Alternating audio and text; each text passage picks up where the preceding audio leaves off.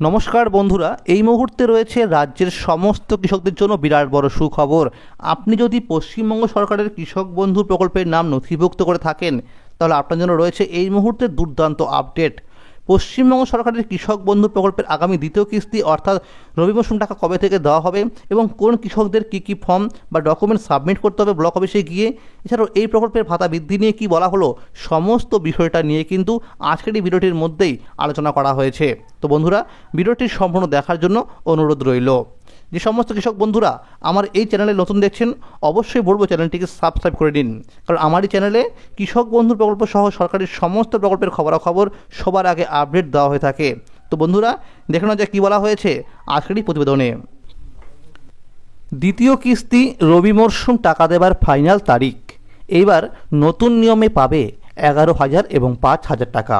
Kolkata, 17 September 2024 মঙ্গলবার।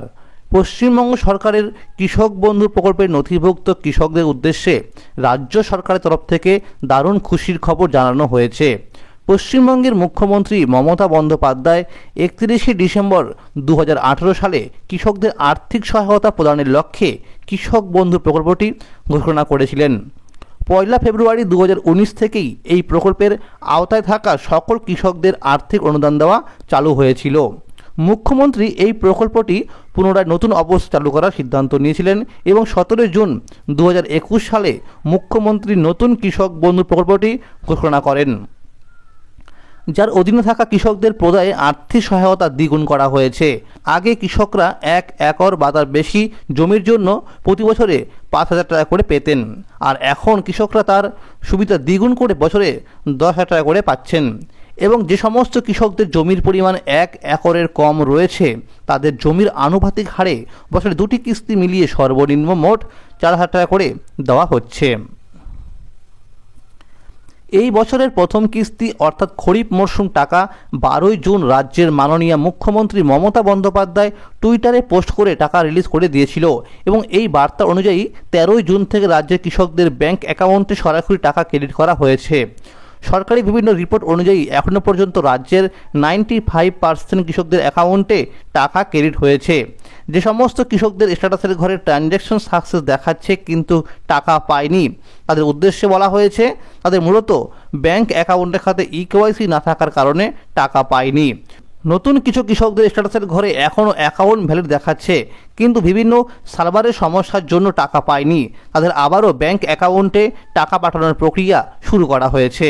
কিন্তু যে সমস্ত কৃষকদের স্ট্যাটাসের ঘরে ট্রানজ্যাকশন সাকসেস দেখাচ্ছে তাদের আর টাকা দেওয়া হবে না, কারণ এই সমস্ত কৃষকদের ব্যাংক অ্যাকাউন্টের খাতে ইকেওয়াইসি না থাকার কারণে টাকা ট্রান্সফার করে দিলেও ব্যাংক অ্যাকাউন্টে কিন্তু টাকাটা ক্রেডিট হয়নি।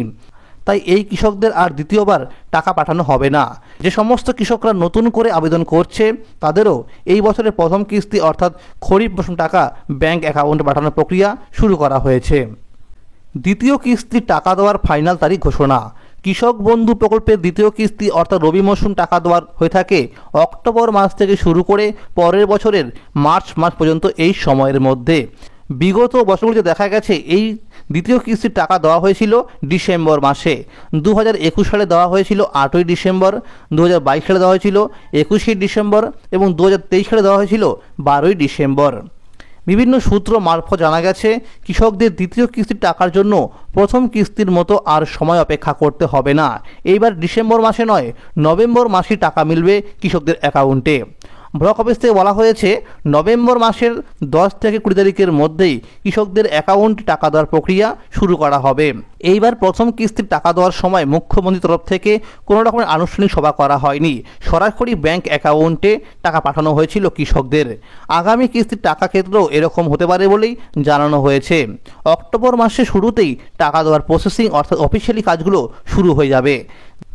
যে সমস্ত কৃষকরা নতুন করে আবেদন করছে তাদের টাকা দেওয়া হবে পুরনো কৃষকদের টাকা দেওয়ার পরেই। পুরনো কৃষকদের এডিএ আপলোডেড হবার পরেই সরাসরি চলে আসবে অ্যাকাউন্ট ভ্যালিড, তাই পুরনো কৃষকদের টাকা আগে ক্রেডিট করা হবে। কিন্তু নতুন কৃষকদের এডিএ আপলোডেড ডিডিএ অ্যাপ্রুভ হবার পরে তারপরে আসবে অ্যাকাউন্ট ভ্যালিড, তাই নতুন কৃষকদের টাকা আসতে সময় লাগবে। কৃষক বন্ধুরা পাবে বাড়তি 1,000 টাকা। বিগত লোকসভা ভোটের আগেই রাজ্য বাজেটে অর্থমন্ত্রী চন্দ্রিমা ভট্টাচার্য বাংলার মহিলাদের লক্ষ্মীর ভাণ্ডার প্রকল্পের ভাতা বৃদ্ধি করেছিল। ভাতা বৃদ্ধির ফলে লোকসভা ভোটে মা মাটি সরকারের বিপুল জয় জয়কার হয়েছে। কৃষক বন্ধু প্রকল্পে নথিভুক্ত চাষি ভাইয়েরা আবেদন রেখেছিল যে কৃষক বন্ধু প্রকল্পে টাকা বৃদ্ধি করার জন্য। অবশেষে এই আবেদন রাখতে চলেছেন রাজ্য সরকার। দ্রব্যমূল্যের বৃদ্ধির কারণে কৃষকদের চাষবাস করতে নাজেহাল অবস্থার মধ্যেই পড়তে হচ্ছে। দিন দিন যেভাবে জিনিসপত্রের দাম বাড়ছে সেভাবে কৃষকদের উন্নত মানের বীজ কীটনাশক কিনতে সমস্যা হচ্ছে। উন্নত মানের বীজ ও কীটনাশক কিনতে না পারার কারণে জমিতে ফসল ভালো হচ্ছে না। এর ফলে কৃষকরা লাভের মুখ দেখতে পাচ্ছে না। তাই এই সমস্ত কারণের জন্য আগামী বিধানসভা ভোটের আগেই বিভিন্ন সরকারি প্রকল্পের ভাতা বৃদ্ধি হবে বলেই জানা গেছে। প্রকল্পের তালিকায় শীর্ষস্থানে রয়েছে কৃষক বন্ধু প্রকল্প এবং বাংলার মহিলাদের লক্ষ্মীর ভাণ্ডার প্রকল্প। সরকারি এক কর্মচারী জানিয়েছেন, কৃষক বন্ধু প্রকল্পের ভাতা 1,000 টাকা পর্যন্ত বৃদ্ধি হতে পারে। প্রকল্পের টাকা বৃদ্ধি হলে যে সমস্ত কৃষকরা বছর দুটি কিস্তি মিলিয়ে পেতেন 10,000 টাকা করে, তারা নতুন নিয়মে পাবে 11,000 টাকা করে, এবং যে সমস্ত কৃষকরা বছর দুটি কিস্তি মিলিয়ে সর্বনিম্ন পেতেন 4,000 টাকা, তারা পাবে নতুন নিয়মে 5,000 টাকা করে। যেহেতু এই ব্যাপারে সরকারের তরফ থেকে এখনও পর্যন্ত কোনো রকম অফিসিয়ালি আপডেট বা বিজ্ঞপ্তি জারি করা হয়নি, আশা করা যাচ্ছে খুব শীঘ্রই আপডেট চলে আসবে। কৃষকদের শস্য বীমা 2024। রাজ্যের ধান ও ভুট্টা চাষিদের জন্য বিরাট সুখবর। 30 সেপ্টেম্বর পর্যন্ত বাংলা শস্য বীমায় নাম নথিভুক্ত করতে পারবেন কৃষকরা। নবান্নের সূত্রের খবর পাওয়া গেছে, কৃষকদের পাশে দাঁড়াতেই এরকম সিদ্ধান্ত নেওয়া হয়েছে। ভুট্টা চাষিদের নাম নথিভুক্ত করতে পারবেন 15 সেপ্টেম্বর পর্যন্ত। খরিফ মরশুমে চাষের জন্য এই সময়সীমা ধার্য করা হয়েছে। কোনো কারণে কৃষকদের উৎপাদিত ফসল নষ্ট হলে তারা যাতে আর্থিক ক্ষতিপূরণ পেতে পারেন সেই লক্ষ্যেই বাংলা শস্য বীমা যোজনা চালু করেছিলেন রাজ্য সরকার। কৃষকদের হয়ে বীমার প্রিমিয়ামের টাকা মেটায় রাজ্য সরকার। অন্যদিকে এবারের খরিফ চাষে রাজ্যের রেকর্ড ধানের চারা রোপণ করা হয়েছে। এবার 2021 এবং 22 সালের রেকর্ডকে পিছনে ফেলে 42 লক্ষ হেক্টরের বেশি জমিতে ধান রোয়া করা হয়েছে। আগামী দিনে কৃষকদের জন্য আরও বিভিন্ন সুযোগ সুবিধা আসবে বলে জানানো হয়েছে নবান্ন সূত্রে। আধার কার্ডের মতো কৃষকদের এবার ডিজিটাল আইডি কার্ড দেওয়া হবে। আধার কার্ডের মতো এবার একটি বিশেষ কার্ড পাবেন দেশের কৃষকরা। 2024 ও 25 অর্থবর্ষ থেকেই এই কার্ড দেওয়ার প্রক্রিয়া শুরু হবে বলেই জানা গেছে। এই চলতি বছরে 6 কোটি কৃষক এই কার্ড পাবেন। কৃষকদের বিভিন্ন সুবিধা দিতেই এরকম সিদ্ধান্ত নেওয়া হয়েছে। এই কার্ডে থাকবে কৃষকদের জমির পরিমাণ, জমির মালিকানার নাম, কোন মরশুমে কোন ফসল চাষ করা হচ্ছে, এছাড়াও আরও বিভিন্ন তথ্য থাকবে এই কার্ডের মধ্যে। দেশের কৃষকদের ডিজিটাল পরিচয়পত্র দেওয়ার লক্ষ্যেই এইরকম কার্ড দেওয়ার সিদ্ধান্ত নেওয়া হয়েছে। এই ডিজিটাল কার্ডের মাধ্যমে কৃষকরা সহজেই ফসলের বীমা ও ঋণ নেওয়ার সুবিধা পাবেন। খুব শীঘ্রই এই কার্ড তৈরির প্রক্রিয়া শুরু হয়ে যাবে বলেই জানা গেছে। এই রকম ব্যবস্থার ফলে কৃষকরা খুবই উপকৃত হবে বলেই প্রশাসনের সূত্রে জানানো হয়েছে। কৃষক বন্ধুদের নতুন নির্দেশিকা। 1 নম্বর বলা হয়েছে, যে সমস্ত কৃষকদের পেমেন্ট স্ট্যাটাসের ঘরে কেবিআইডি নাম্বার এবং আধার নাম্বার দেখাবে না, তাদের অবশ্যই ব্লক অফিসে বা বিডিও অফিসে গিয়ে আধার সংযুক্তিকরণের ফর্ম পূরণ করে জমা করতে হবে। জমা করার সময় অবশ্যই আধার কার্ডের সাথে মোবাইল নাম্বার লিঙ্ক রাখতেই হবে এবং ভোটার কার্ড এবং আধার কার্ডের অরিজিনাল সহ জেরক্স করে তাতে নিচে স্বাক্ষর করে জমা করতে হবে। জমা করার 7 দিনের মধ্যেই আবার পুনরায় স্ট্যাটাসের ঘরে আধার নাম্বার এবং কেবিআইডি নাম্বার চলে আসবে। এরপরে বলা হয়েছে, যে সমস্ত কৃষকদের স্ট্যাটাসের ঘরে দেখাবে ডিলিট ফার্মার, তাদের আবার পুনরায় নতুন করে জমির সমস্ত নথিপত্র সহ ফর্ম জমা করতে হবে ব্লক অফিসে গিয়ে। 3 নম্বরে বলা হয়েছে, প্রত্যেক কৃষকরা যেন প্রত্যেক 6 মাস পর পর ব্যাংকে গিয়ে ব্যাংকের অ্যাকাউন্ট নাম্বারের সাথে ইকেওয়াইসি আছে কিনা তা যেন অবশ্যই চেক করে নেয়। কারণ দেখা গেছে যে এই ইকেওয়াইসি না থাকার কারণে কিন্তু অনেক কৃষকরাই টাকা পান না। 4 নম্বর বলা হয়েছে, যে সমস্ত কৃষকরা ফর্ম জমা করার সময় যে ব্যাংকের অ্যাকাউন্ট নাম্বার দিয়েছিল সেই ব্যাংক যদি এই মুহূর্তে অন্য কোনো রাষ্ট্রায়ত্ত ব্যাংকের সাথে যুক্ত হয়ে যায়, তাহলে তাদের অবশ্যই নতুন ব্যাংকের অ্যাকাউন্ট নাম্বার সহ পাসবুক জেরক্স করে ব্লক অফিসে জমা করতে হবে। কারণ অন্য ব্যাংকের সাথে যুক্ত হয়ে গেলে ব্যাংকের আইএফএসসি কোড নাম্বার পরিবর্তন হয়ে যায়। যেমন ইউনাইটেড ব্যাংক অফ ইন্ডিয়া বর্তমানে পাঞ্জাব ন্যাশনাল ব্যাংকে যুক্ত হয়ে গেছে। জনধন অ্যাকাউন্টের নাম্বার এবং জয়েন্ট অ্যাকাউন্ট নাম্বার দিলে সেই অ্যাকাউন্ট টাকা ক্রেডিট হবে না।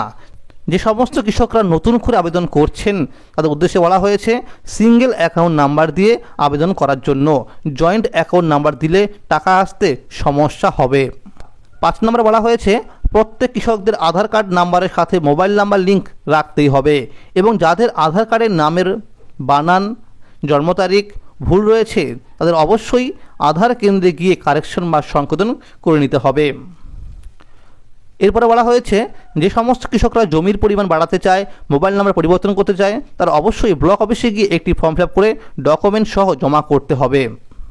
7 নম্বর বলা হয়েছে মৃত ব্যক্তিদের শনাক্তকরণ করতে সকল কৃষকদের করতে হবে কেওয়াইসি। সরকারি বিভিন্ন সমীক্ষায় দেখা গেছে প্রত্যেক কিস্তিতে টাকা দেওয়ার সময় অনেক ভুয়ো কৃষকদের অ্যাকাউন্টে এবং মৃত ব্যক্তিদের অ্যাকাউন্টে টাকা ক্রেডিট হচ্ছে, তাই প্রত্যেক কৃষকদের উদ্দেশ্যে বলা হচ্ছে কেওয়াইসি করার জন্য। মৃত ব্যক্তিদের অ্যাকাউন্টগুলোকে বাদ দেওয়ার লক্ষ্যেই এই রকম সিদ্ধান্ত নেওয়া হয়েছে। খুব শীঘ্রই কৃষকদের মোবাইল নাম্বারে SMS করা হবে, ব্লক অফিসে গিয়ে সমস্ত ডকুমেন্টসগুলোকে আবার পুনরায় জমা করতে হবে বা সাবমিট করতে হবে। যে সমস্ত কৃষকরা এই কেওয়াইসি কাজটি করবে না তাদের কিন্তু আগামী কিছু টাকা থেকে বন্ধ করা হবে, অর্থাৎ সকলকেই করতে হবে এই কেওয়াইসি কাজটি। তো বন্ধুরা, আজকে এই ছিল আপডেট যে পশ্চিমবঙ্গ সরকারের কৃষক বন্ধু প্রকল্পের আগামী দ্বিতীয় কিস্তির টাকা কবে থেকে দেওয়া হচ্ছে এবং কোন কৃষকদের কী ফর্ম বা ডকুমেন্ট সাবমিট করতে হবে এবং এই প্রকল্পের ভাতা বৃদ্ধি হলে কত টাকা বৃদ্ধি হবে, সমস্ত বিষয় নিয়ে কিন্তু বলা হলো আজকের এই ভিডিওটির মধ্যে। তো বন্ধুরা, ভিডিওটি সম্পূর্ণ দেখার জন্য অসংখ্য ধন্যবাদ। পশ্চিমবঙ্গ সরকারের কৃষক বন্ধু প্রকল্প সহ সরকারি সমস্ত প্রকল্পের খবরাখবর সবার আগে পেতে অবশ্যই চ্যানেলটিকে সাবস্ক্রাইব করে পাশে থাকবেন। যদি এই ভিডিওটি ভালো লাগে অবশ্যই লাইক করে দেবেন। ধন্যবাদ।